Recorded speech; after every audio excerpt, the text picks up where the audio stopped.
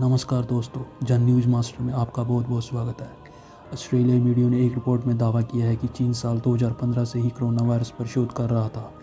सिर्फ यही नहीं, चीन की मंशा इसे जैविक हथियार के तौर पर इस्तेमाल करने की थी। कोरोना वायरस को लेकर चीन शुरू से ही शक के घेरे में है।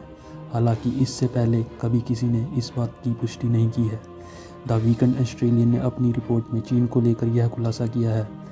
रिपोर्ट में चीन के एक रिसर्च पेपर को आधार बनाया गया है। इसमें कहा गया है कि चीन 6 साल पहले यानी 2015 से सार्स वायरस की मदद से जैविक हथियार बनाने की कोशिश कर रहा था। चीन की सेना 2015 से ही कोविड-19 वायरस को जैविक हथियार की तरह इस्तेमाल करने की साजिश रच रही थी। तीसरा विश्व युद्ध जैविक हथियारों से लड़ा जाएगा। शोध पत्र सार्स और जैविक हथियार के रूप में मानव निर्मित अन्य वायरसों की प्रजातियों की अप्राकृतिक उत्पत्ति में दावा किया गया है कि तीसरा विश्व युद्ध जैविक हथियारों से लड़ा जाएगा। इस दस्तावेज में यह भी स्पष्ट किया गया है कि चीनी सैन्य वैज्ञानिक 5 साल पहले से ही सार्स कोरोना वायरस के हथियार के तौर पर इस्तेमाल करने के बारे में विचार कर चुके थे।